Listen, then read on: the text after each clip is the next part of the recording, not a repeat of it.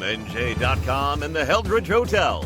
Welcome to the Rutgers Rant, your one-stop podcast for the Scarlet Knights. With your host, Steve Politi, and Rutgers insider Brian Fonseca. Let's start shopping. All right, everybody, welcome back to the Rant. Back much sooner than I thought we'd be back. I thought we were taking a little bit of a break. But guess what? The basketball season's back, man. You told me it was over. You right there. And you know what you did? The mistake you made? You reached a logical conclusion about the state of college basketball right now, as opposed to assuming that it would just be chaotic. And of course, Rutgers would be invited to the crown. What were we thinking?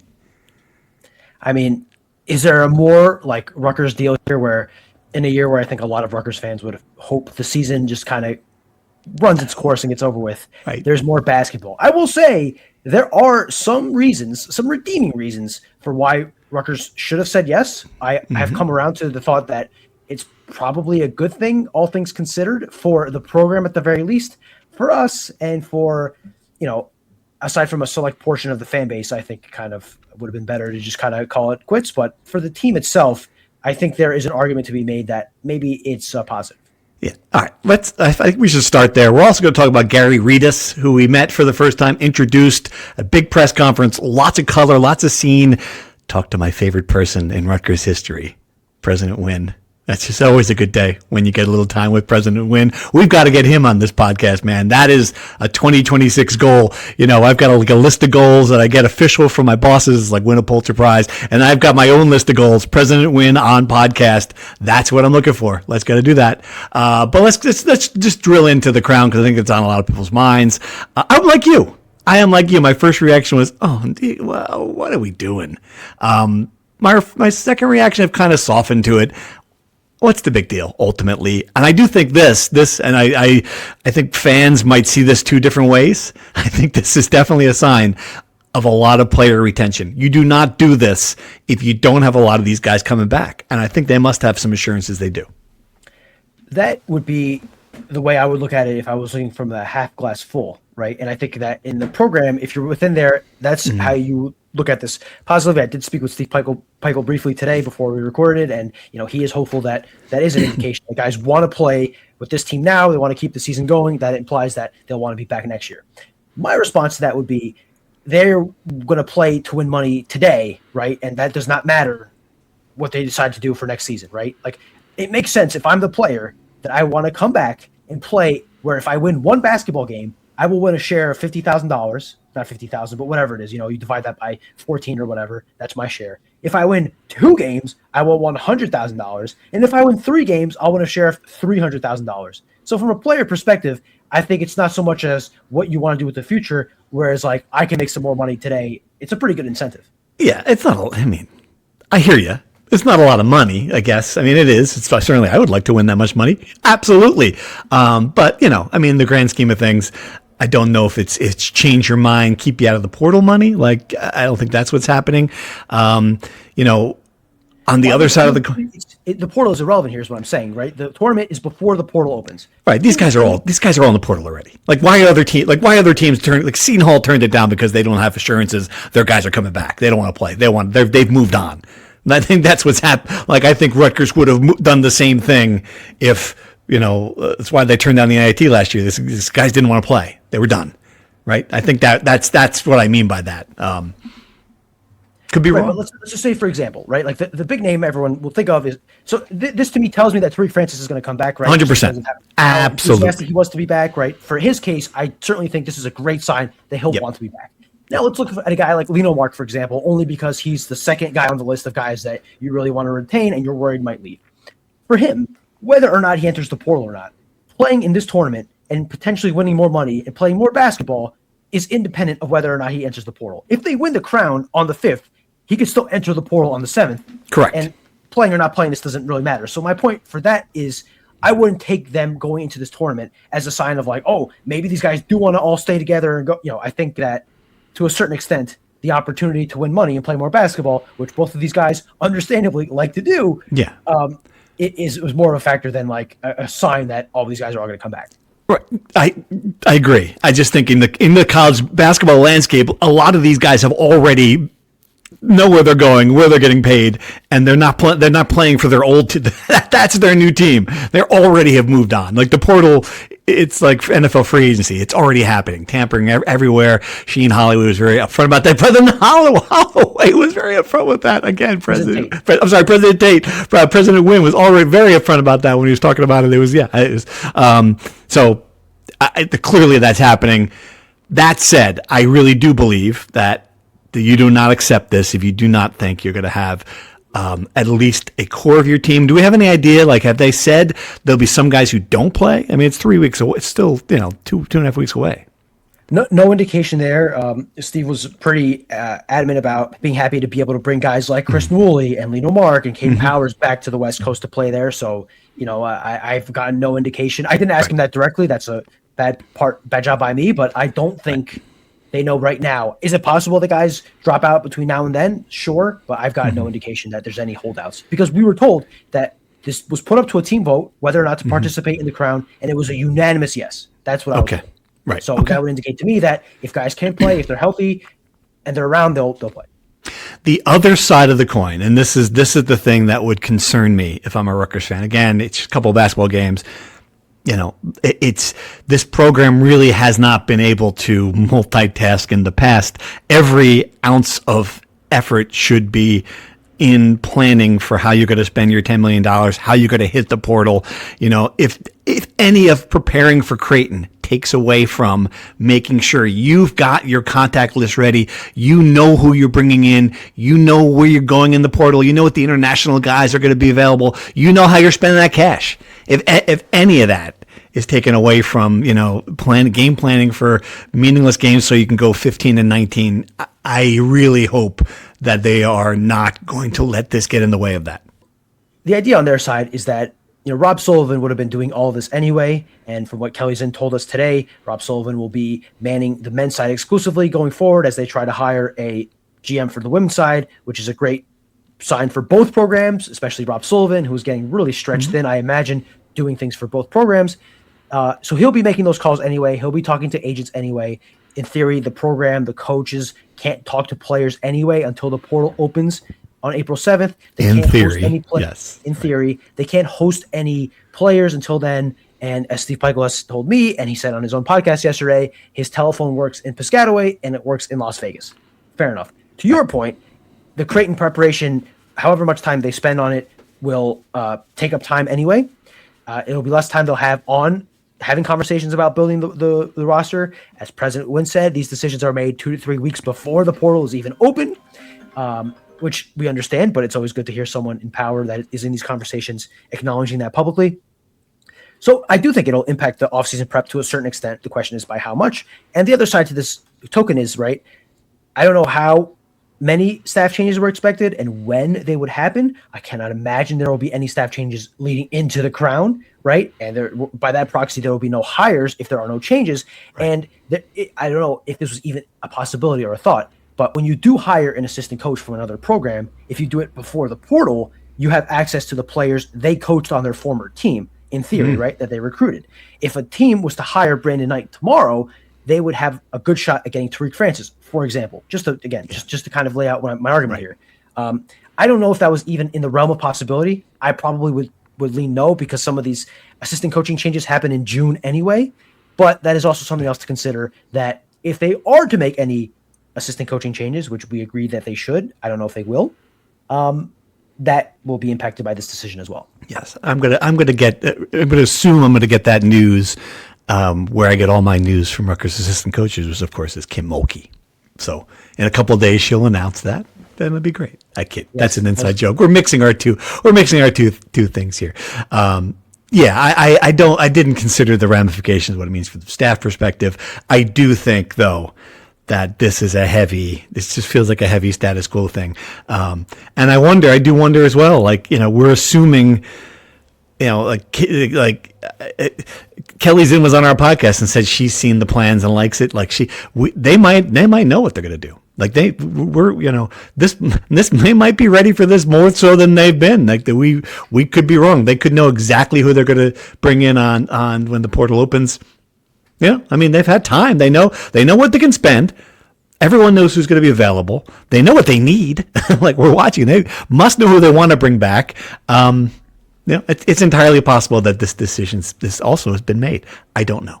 It's possible. It's possible they knew the crown was a possibility, because if I could kind of put the pieces together a few days ago, they could probably do the same a few weeks ago and have better intel. And Kelly Zinn was on board with them accepting this invitation, obviously. So she probably doesn't see it as much of an impediment and as a positive. I think people are curious, and I'm happy to report that multiple people have said this to me as well. Rutgers is not spending a dime going to Las Vegas. It's not like a bowl game where you literally lose money no matter what. They won't. It's all expenses paid, the hotel, the flights, everything. And so the program, it costs nothing. The players, in theory, could win money if they win a game. I think it's possible they win a little bit just for participating, but let me interrupt. No one goes to Vegas for free. Like it's an $8 for a cup of coffee at Starbucks. Come on, you're not getting out of there. Everything's expensive. I had last I went to with the Big Ten Media Days. We had a Johnny Rockets in the freaking mall. It was like $47 for a hamburger and fries and a drink.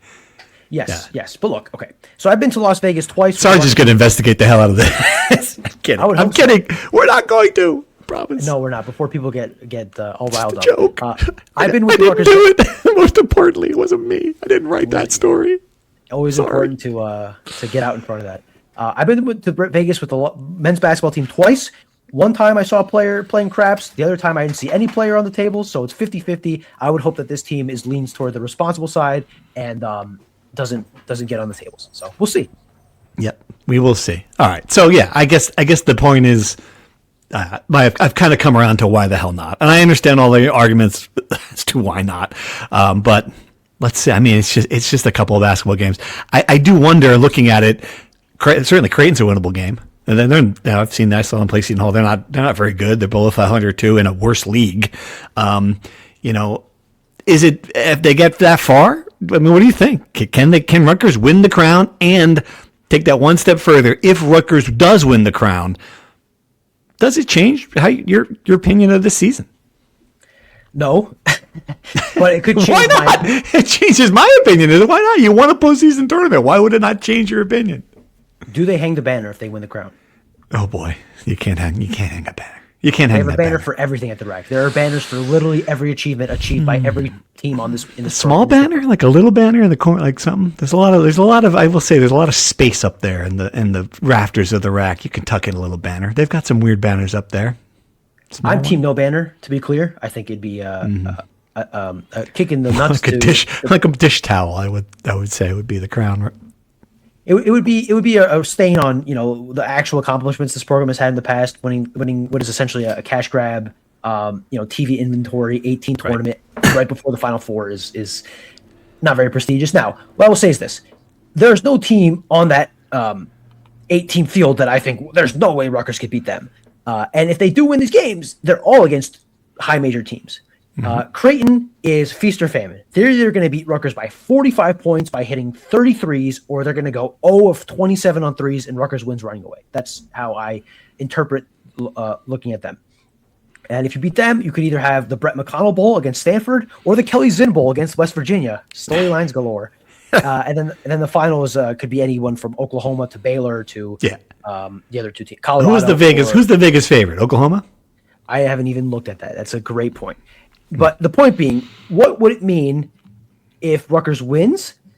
If you're Rutgers, you look at what happened last year to Nebraska, who ended the year with a long winning streak, capitalized by the crown, and then they won their first 20 games of the season. Right. They were a top 10 team. They finished 4th in the Big Ten, and now they're a 4 seed in the NCAA tournament. They had something significant happen. They also got some good players. They added some good players to the roster too. Let's not correct. And they brought back a lot of really good players that helped them win the. I can't find odds for the crown, by the way, so we're going to have to just live without it. But yes, if you're Rutgers and you want the half glass full optimistic outlook on why this tournament could be valuable for them going forward, you look at what Nebraska did. In the history of the college basketball crown, the winner of the crown has always been a top 4 seed in the NCAA tournament and has always finished in the top 4 of their league, and has always won their first 21 games of the season. So if you're Rutgers, you want to be optimistic. That's how you look at it. That being said, you still have to win the games, right? And as well as they finished the season, they went 5-4. They beat the two worst teams in the Big Ten twice, and then they beat a Minnesota team with 6 players, who's also in the Crown, which is insane to me. Why is Minnesota playing in the Crown? They barely have a roster, but it is what it is. That's somebody else's problem to deal with in the Minneapolis Star-Tribune. All right, so we'll see what happens. I mean, I am interested to see if everyone's there, if everyone's playing, and what it means. Yeah, what it means for this program going forward. It's just some more college basketball games. I really don't know what the future of these tournaments are if no one wants to play, if the teams that have earned it. And let's be clear, Rutgers did not earn this, right? This is just a trickle down thing. This is the Gator Bowl a few years ago when, Rutgers went 5-7 because, the Texas A&M pulled out and, all right, here we are, I get, but that's more and more becoming the case with these lower level events. And I just don't know what the audience is, what the payoff is for the Crown. Like, I guess it's programming on a Sunday before the NCAA tournament. I get it, between the Final Four, but, I'm not sure what the future of this event is. Well, it's cut down from 16 to 8. So It's already going, halving. I guess to your point, the appeal is the Saturday, the semifinals are both games before the Final Four. I'm pretty sure the second game might actually be happening during the Final Four. I have to check the timing, but it's leading to that. And then you're right, the final is the Sunday before. If you're a hoops junkie or you really want something to gamble on, you really got to inject something in the veins. Right. Yeah. Then that's something there. But I mean, otherwise, if Rutgers was not in this competition, even with Rutgers being in the competition, their first game is at 10:30 o'clock on a Thursday night. Would you watch a second of the Crown? No, it's going to be tough. Yeah, I'm about to say I might not watch a second anyway. Yeah, 10:30 is past my bedtime the start is past my bedtime. Let me ask you this: who did Nebraska beat in the inaugural championship game of the Crown? No, that's easy. It's San Diego State. No, I just guessed. I thought I might have a chance. Who was it? I was convinced you actually looked this up. It was Central Florida, who's also close in the NCAA tournament. Right. Oh, there you go. See, it's just the Crown. Again, that's all it is. Teams building on the Crown. I love it. All right, good narrative. And I want you to know, there's a national championship program in the Crown. Baylor won the national championship just 4 years ago, and now they're in the Crown. That's true. Absolutely. So no turning up your nose at the Crown. Oh, I wouldn't dare it. I wouldn't dare to do so. I'm all in on the Crown now. You talked me into it. All in on the Crown, all in on Gary Redus. I'm all in on everything. Let's talk about the press conference today. Quite a scene. They've gotten to the point where they do these well at Rutgers, and this was the marching band, the full room. There were a lot of us. Like, I was surprised. Like, give a little hat tip to our friends at Rutgers Sports Information, Hasim Phillips and his staff, making sure there was a room full of people to ask questions. People who I didn't know. Some people asking questions like, "Who's that?" Wow. Interesting. Ryan Dunleavy from the New York Post was there. How about that? Now that's a poll right there. Yes, former Rutgers Rant host. The inaugural Rutgers Rant host, I think he did this when it was coming back from the ashes, or rising from the ashes, or whatever. That's right. Chris Ash podcast was. Yeah, we recorded that on an 8-track back in those days. Yeah, it sounded like a tomato can, like you guys were holding tomato cans through string wires. Or barely whatever. got. Yeah. Well, that to me shows that there is interest in women's basketball. Yep. Like it's there, and if you can, like, as we've said before, if you can unlock it, there could be some more interested than we expect at the RAC in the near future. Mm-hmm. And from what he said, from what Kelly Zinn said, from what President Wynn said, a lot of good vibes around the program. What were your initial takeaways from the hour we had with everyone? Yeah, absolutely. And I fully expected Gary Redus to win the press conference. It's kind of hard not to do that. I've only been a few examples, most of them with the Jets, where someone has it. I haven't seen someone win a press conference. He did. He was really engaging, charismatic. He said all the right things. There were a couple of funny moments, like, he took a little love shot at Kim Mulkey. I don't know. I wondered if that was going to land well in Baton Rouge. Like, she doesn't strike me as the kind of person who's like, "Oh, Gary, you card." He's like, "I will kill him. Get him, rub him out." Like, I just imagine her sitting there with a sequined case on her landline phone going, "Get up there. You're dead to me, Redus." It's just kind of it's a terrible impersonation of Kim Mulkey, by the way. Oh, yeah. I don't know. Not easy. It's not easy. So that was funny. But I thought he answered all the questions well. If I had to, again, this was the thing that I knew they weren't going to be able to address. And the reason why Kim Mulkey came up is because I asked the question about, she has Bob Starkey, this longtime basketball guy on her staff. She's also a very good basketball coach, like for all the theatrics and like her dressing, everything. She's coached a lot of basketball games, but she has this very experienced assistant on her staff. Who's going to be your Bob Sarkey? And I come back to this, and I think the one complaint I have about this press conference is we've just kind of said, it's okay. Everyone's got to start somewhere. Well, not everyone starts in the Big Ten. I just want to know who's going to coach this team and what's going to happen behind the scenes. If there's going to be someone on the bench, I don't get the sense that they're concerned about this. That the basketball part of it. And I took this quote down. You tweeted it. Kelly's in. Leadership is not defined by titles, and competence is not defined by hierarchy. It's a great quote, but somebody still has to design an inbounds play, right? I get it. He could be really good at all of the other stuff that he's never done before either. But you're going to be against a half dozen of the best coaches in women's college basketball in your league. And they're going to have players as good as yours. That's what I keep on coming back to. 100%. A lot to go off there. I did ask him in our post public scrum. You mentioned Kim Mulkey kind of preempting you on your first assistant hire. Would you like to just tell us who the rest of the staff is to beat her to the punch? And he said, no, but you expect to hear an answer soon. I would expect the names that we threw out the other day. Yes. His sister at FAU, Roman Tubner at Tennessee. Whenever they get out of the NCAA tournament, that's who I would predict to be the staff. Yep, and Daphne from LSU. Well, Daphne Mitchell from Yep. LSU is the one that's coming. Kim Mulkey is the one. She announced that essentially, and then she was like, "Didn't I say that already?" Like, no, Kim, you said maybe. Okay. Anyway, I agree with you that is the question. Kelly Zinn was clearly prepared for that narrative to come up because she mentioned it in her initial opening statement, and where she gave that quote. And when I pressed her further on it, she said, there have been great head coaches who were once assistant coaches, and they got their own first opportunity as a head coach, and they became great coaches, which is a fair point. There are also a lot of assistant coaches that got their first head coaching job and it didn't work out. Yeah, far more of those. Absolutely. Yep. That's where your point comes in, right? Where a lot of these coaches get their first head coaching job at a lower level as a proving ground, and he's going to have a pretty high level proving ground here. Based on the staff that we are saying, I don't think there is, his sister coached at the Division II level. Coaching at the Big Ten is a whole different level.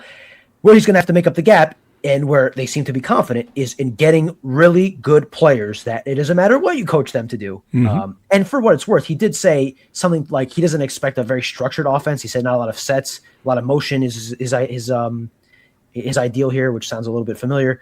But but the point being, I think they're going to have to bank on getting really good players. And if that's what you're going to do, and that's what he's really good at, right? That's where he's built his career on, is being an elite recruiter. Yeah. If you have to get really good players. You can't get good players. You can't get above average players. You have to get studs, right? Yes. Because that closes the gap between, again, the Corey Chases at UCLA, the coaches at Iowa, and all these great coaches in the Big Ten. They all have stud players too. So that's going to be the key. What was your sense from their answers to the question about NIL and resources? They seem to be confident. Gary Redus said in essentially, like, he thinks they can be close to LSU. Like, do you think they will have enough resources NIL wise to compete for really good players? I do, but I think there's a ceiling on it too. Like, I don't think they're going to be tops that would stun me if they're tops in the Big Ten for that. So you're still going to have to recruit high school players. You're still going to have to, you're still going to have to work the other angles here. You're going to have to find diamonds in the rough. You're not going to buy the best team in women's college basketball. Just not, And even then, like, I think, and Greg Schiano talks about this and jokes about it, but I think there is a Rutgers tax. I think there's when ties are going to go to the other programs, like, this is something Rutgers is going to have to overcome. Where are you going to go? The money's equal between here and UCLA. You're going to UCLA. And I think that's going to be something, he's going to have to overcome. Your first-time coach, your team went 1-17 last year. It's been in the basement. They don't know who Vivian Stringer is. Like, they don't know who Teresa Grentz is. It's great you're talking about this stuff, but the players and their parents are like, hey, look, this is a different game. And I think NIL will get them in the conversation. I think it's going to be, this is my prediction, I think it's going to be a much better team than last year. Like, off the top. I think this is going to be a, 10, 11th, 12th, in that area, middle of the pack, Big Ten team to start. And then, or can you elevate it to the next level? Can you retain those players you got? Can you coach them up? Can you, and this is where you're going to need that next level of coaching. And I'd be very curious, to see what happens then. I think next year they're going to be much better. And then that's when it's really going to begin. That's my prediction. I did ask Kelly what the expectation is because he said in his press conference that they're going to get better and they're going to get better quick. What does that mean? Yep. And again, I don't have the quote in front of me, but my recollection is that they have to be better, right? They have to be better than they were last year, to your point. I don't think anyone will realistically expect this team to make the NCAA tournament. I think at best they'll be on the bubble, right? And if they make the tournament, obviously, smashing success. If they're on the bubble, I would say that would still be a success to even be relevant again, because this program is as far from relevant as it's 100%. been maybe ever. Yes. Right? So, but I think that if you get to a point where you win 7 Big Ten games, 6, 7 Big Ten games, 8 Big Ten games, you're competitive in the games you lose, right? Every team, or not every team, but a lot of teams are going to lose by 40 points to UCLA. A lot of teams are going to get smashed by Iowa. You're going to have the odd blowout. You're going to struggle on the road in the Big Ten, et cetera. Right. But if you don't make losing games by double digits the norm anymore, if you're competitive in your losses, if you steal an upset win, and you finish with, again, 7 Big Ten wins to me is probably the marker, then, well, actually, let me be fair. They play 18 games in the Big Ten. They don't play 20 like the men. So let me lower that to 6. No, It's 5 still to 6. 7. I think you're right at 7. I think 7 is, Well, if you get 7, you're 7 and 11, right? Like you're 4 games off 500, 2 games off 500. The marker for what? A successful season? That's a successful season. That's if you get the first year 7 wins. That to me is like the maybe not the bare minimum, but that's like right around the range where I would start saying it's a successful season. Yep. Totally. And agreed. I'm assuming they're playing a low-level non-conference schedule as they usually do. That's just probably the smart thing to do. That was what Steve Peichel did when he got here, right? He just scheduled all the tomato cans possible, which is the strong strategy. You get off to a hot start. You win all these games. You go into the Big Ten league play, and you win a few. You lose a few. You're competitive. I think that's probably a good barometer to what success would be. There you go. Absolutely. All right. And just like style of play, like they have to look better. They have to beyond the results. They have to look like you squint your eyes and you see the vision of what Gary Redus wants, and you could tell like they're coached well and they know what to do. And if the talent isn't quite there, you at least see what he's going for. Right. Yes. There can't be instances like last year where you have the governor, the first lady of the state, they're all sitting courtside. You got Maryland here, Big Ten networks on, and you're down 40 at halftime too. Like there's got to be some. Yeah, you got to close the gap on some of these teams. I mean, I think that's what happened in football too. Unless you're playing, Oregon a couple of times, you're not maybe going to get there. But for the most part, like that, you got to get that. That's got to be done right away too. Absolutely. And sorry, just to keep last thing on this women's basketball thing, but President Tate really cares about this program. Yes. It comes out of it. It's pouring out of him when he talks about this program. He talks about every player on the LSU roster was in his office. He has photos of every player when they were recruits. They were talking to the president of the university. He was saying he has a championship ring on his in his closet, right, from when he won the LSU title. Yeah. And he did, when he broke the scrum, he did say, I look forward to talking to you guys when we get a ring here at Rutgers, right? He cares deeply about this program. So he'll be courtside with the governor. He'll be there for those wins. You don't want to make President Win look bad. And as he said at the very beginning of our his press conference with us, it's all about the bottom line. He's aware of that. And there was about 8 or 9 moments during our 10 minutes. How long did he talk? He probably only talked 10 minutes to us. 8 minutes. 8 minutes of President Win, where I'm like, well, that's something I've never heard from a Rutgers president before.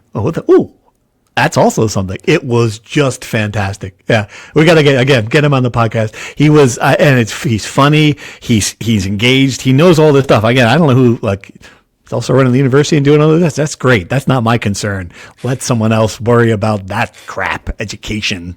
All I know is that the president of he's and I just kept on thinking about Bob Barchi. Can I imagine him standing in front of me and having this conversation about Angel Reese and it was just a really funny story. He's telling he's a Maryland guy. Angel Reese just transferring, and I guess Gary Redus brought Angel Reese into his office, and that's when he knew that Gary Redus was the real deal.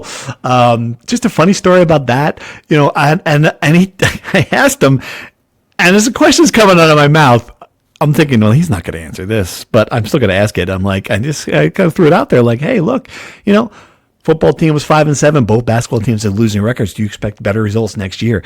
And he went team by team, team by team on this, broke down the coaching staff for football. I'm glad we got a little too late for the portal. He was saying, like, he went a deep dive into this. Our offense was great last year. Defense, I don't know if it'll be ready next year. I mean, he was really into it, Then went into women's basketball with an expectation. Let's see what G does in the next couple of weeks here in the portal. Like, he was into that. Steve Peichel, same thing. Talked about why he was excited about them playing in Vegas and playing in the Crown. Yeah, I mean, he is just all in, engaged, knowledgeable. It is something else. Bob Barchi barely knew who Steve Stringer was, probably, and I think William Tate could tell you who the third best player is on Indiana. I really do. I would not be shocked. That's exactly it. Yeah, that's the difference. And it's one thing for a university president to be invested in football. I think all of them are. Yeah. It's another thing to be invested in men's basketball. I think a majority of them are to a certain extent. For a university president to care this much about women's basketball is a really good sign for that program. But it also puts a lot more pressure on them than I think at most schools. Right. So there will be they all have a good relationship with Gary. That was very clear. The alignment was there, the classic buzzword. But there's going to be a lot more eyes on Gary than maybe there would be at other Big Ten programs. We both gave this hire a C+ on the last podcast discussing it. Did what you see today and your conversations between then and now change that grade? You going higher or lower or same? I'm staying. The thing that would change it for me is the results, right? To William Tate's point, it's bottom line business. If he gets elite level recruits or high level recruits, if I look at the roster and, again, my limited knowledge on women's basketball side, if I look at it and feel like, okay, this team is at a better point, the discussion about the investment and NIL wise and everything else is at that level where they can get good players, then I will improve my grade. For now, I'll stick to C+ because, just as we said at that time, this could work out really well. This could, maybe his inexperience does do him in a little bit. So we'll split the difference and see where it goes, which direction. How about you? Yeah. No, I think I'll upgrade it to a B. I just because I just can't. I just wish if he came in and said, look, I understand the concerns about the X's and O part of this job. I'm going to have a great staff. I'm going to have people supporting me who've done this before. I just wish that there was a little bit of awareness to say that, to have someone to be prepared for that. It just seems like the bare minimum you would do as the first time coach. It's great to talk about all this stuff, but again, it is a different job moving from one seat on that bench. It really is. And I'm sure anybody who's done it can tell you that. And it's hard to do it on any level in the sport. Hard to do it at a high school level, hard to do it, different places, different conferences, you're doing it in the Big Ten, and Kelly did say that she had 8 candidates. They talked to 4 of them, I think, vetted 4 of them, and ultimately landed on Gary. So there was some sort of process, but given the seven days it took between the hiring and firing, clearly he was at the top of the list. And no one interviewed in person like this. I think what reading between the tea leaves, there are those early conversations with their other candidates led them to believe that it was going to be, either lukewarm or no interest. And Gary was like, I want this job. And that moved them already from this is a guy we were looking at. He's one of the top guys to this is our top guy. I think my guess is behind the scenes, that's what happened. I would agree. Yeah. All right. Well, there you go. Our podcast we didn't think it would record. Had a lot to talk about. What else? What else did you notice in that room today? Anything good? Like you said, a lot of donors, right, that were invited to be there. A lot of pomp and circumstance. I think they really do want to make acknowledge this as a big hire, and this is a program that they're going to care about. Because just to pick out a random program, if they hire a new women's golf coach, they're not going to do all this, right? So clearly, women's basketball is seen as one of the top programs in the department. They want Gary to feel the pomp and circumstance live on BTN. So that was interesting to me. I walked into the APC with a red carpet and a line of people waiting for me to arrive. I was like, wow, this is incredible. I can't believe they do all this for me, but I was soon told it wasn't about me. Yes, I was talking to Ron Garudu and the band barged in. I'm like, I could get the hell out of the way. I'm going to get run over by the band. Talking to Garudu about Essex County theaters, and that would be the end of me. But it was good. Again, like I said, Rutgers does as well. It was Kelly Zinn's first moment, and to no one's surprise, was great with the microphone, was great at the podium, handled that part of it well. There was a lot to like from what you saw from Rutgers today. Let's check back this time next year, pretty much, and see what we got, essentially, with this program, certainly. Sounds good to me. I guess, how are you going to fill your time between now and the crown? I mean, that's 3 weeks from now. What are you going to do? I'm just going to sit here. Sorry, I'm watching Sporting play. Sorry. Wait, we're recording this during a sporting game? Sporting. Why do you say it's so weird? It's sporting. Sporting. Watching sporting play. Sporting Club. Well, let's go. Who are they playing? 3-0. They're playing some team that plays in the Arctic Circle. I wish I was exaggerating. We lost to them. They're from Norway. Lost 3-0 there, and so they have to win by at least 3 goals today. They just scored in the 30th minute. So there's 60 more minutes to score 2 more goals. I had 0% faith, and now I have about 5%. Why did nobody? It's the quarterfinals. It's 2 legs. So whoever has the best of what? The Champions League, the UEFA Champions League. Okay, so the layer below, they're not even the Sporting's not even in the Premier League. No. So they play in the Portuguese league. That's the domestic league. The Champions League is the top European league. It's where the best teams in the world play. I thought the Premier League was the top European league. The Premier League is the English domestic league. It's the top level of the English pyramid. So only English teams play there. The Champions League is the champions and teams from England, Spain, Portugal, France. That's why we're playing a Norwegian team. Right. So why and how? How did this team from the Arctic Circle beat Sporting? I don't understand. Well, they beat Inter Milan, they beat Atletico Madrid, they beat Man City. So I was actually thinking about this, believe it or not, on my drive to basketball this morning. If you compare this to the NCAA tournament, they are like a Colgate, right? They are a bunch of fundamentally sound, unathletic white guys who are drilled to the absolute nth degree on where to be, where to run. They play hard as hell, and they just outrun you and out-scheme you. And that's how they beat Sporting with these, these triangles, and there's midfield play, just creating leverage all over the field. Just very impressive. And but it's 3-1 right now, and I don't think anyone listening to this podcast cares an iota. I think everyone is tuned out at this point. There's probably 50 people that watched for women's basketball, and as soon as I mentioned Sporting, they all tuned out. So I think I just don't understand that you would have let us record this podcast during an important sporting game against Norway. It is also a way to pacify me, because I'd be an absolute nervous wreck right now, and it allowed me to be a little bit distracted. So I did wear my Sporting jacket to the press conference. Incidentally, I just needed a jacket to protect myself against the wind, and that's what I had. And I left it at the APC. So you lost your sport. Someone's going to pick that up and go, whose could this be? I wonder who it could be. If they win, I'm going to ask someone to hang it on the wall at the APC for good luck.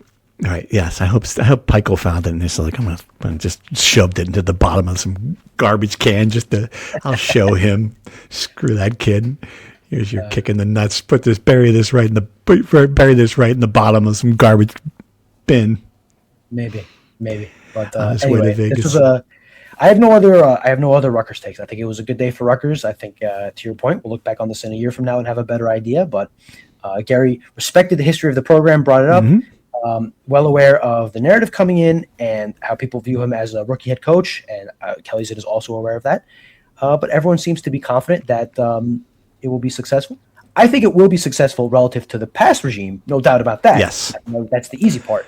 The question is, that's not the bar they've set. Exactly. That's the question. So that we'll have a good idea in a year. We'll have a good idea in 3 weeks what the basketball team's going to look like. I assume we'll come back to recap the Crown. I don't know that we have to preview the Crown. They're playing Creighton. They should beat Creighton. Oh, why are you shaking your head? Crown. Oh, it's the Crown, baby. Are you going to the Crown? Are you going to Vegas? No, I don't think I am. I don't think we can justify the price. It's also something I realized after the announcement was that it's on Easter weekend, and that's still, my family does celebrate Easter, and I've missed Thanksgiving twice to be in Las Vegas for the Players era. Yeah, it's tough. I don't know if I can justify that again to my family. So I don't think so, unless they make the final, in which case I would consider taking a red eye the day before Easter to be there on Easter to cover the game. Wow. But other than that, I don't foresee it. All right. Go watch the end of this. Would you want me to be at the Crown? Of course. I want you to. Absolutely. I like when you come back with stories to tell from road trips that I'm not on. Because I will not be at the Crown. Let's put it that way. If you're a Rutgers fan listening to this and you're still tuned in after all of this and you are going to the Crown, please put it in the comments so we have proof of life and we have proof that someone is actually traveling to the Crown, because I think that this is clearly a TV product, right? Yes. That's the only reason. The crowds last year were very poor. The crowds at the Players Era Festival for the lower end games were pretty poor. So I'm not convinced there are people that are going to go to this. If you there'll be people there, and they'll be mic'd up and they'll be on social media. That's what they'll do. That's good. Well, I want the caveat also. If you live in Vegas, it doesn't count. It does not count. I want to know people that are traveling from wherever they live to Las Vegas to watch this game. And if you are, kudos to you. Make sure you rep the Rutgers Rant while you're there. All right. I'm going to let you go because you clearly something exciting is happening against the Norwegians in this important sporting game. Signing off from now. We'll be back to discuss the Crown. Thanks for sticking with us in our emergency episode. Have a good week. Be all sporting. Thank you for listening to the Rutgers Rant, sponsored by the Heldridge Hotel. Head to nj.com/Rutgers for more Scarlet Knight content. Sporting.